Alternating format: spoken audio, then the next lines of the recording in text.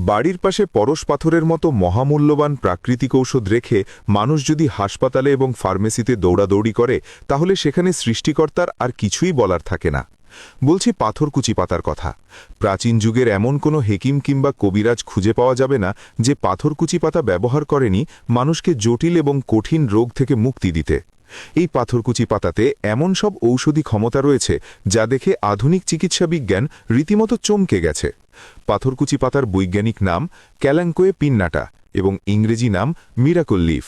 আপনি যদি পাথরকুচি পাতার ঔষধি ক্ষমতা জানেন তাহলে মনে মনে বলবেন, এতদিন এই পাথরকুচি পাতার ঔষধি ব্যবহার না জেনে কি ভুলটাই না করেছি।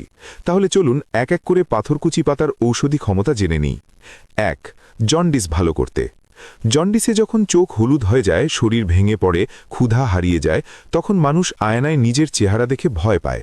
আয়ুর্বেদিক শাস্ত্রমতে পাথরকুচি পাতায় আছে ফ্ল্যাভোনয়েডস, কোয়ারসেটিন, ক্যাম্পফেরল, ভিটামিন সি এবং অ্যালকালয়েডস, যা ভিতর থেকে জন্ডিস ভালো করতে সাহায্য করে। কবিরাজি চিকিৎসা মতে পাথরকুচি পাতার রসের সাথে আখের গুড় মিক্স করে সকালে খালি পেটে সেবন করলে স্থায়ীভাবে ভিতর থেকে জন্ডিস ভালো করতে সাহায্য করে। ২. পুরাতন পাইলস ভালো করতে। পাইলস হলে মানুষের জীবন থেকে আনন্দ বিদায় নেয়। যখন তখন রক্তপাত, লজ্জা আর অসহ্য ব্যথা মানুষকে নিঃশব্দে কাঁদায়।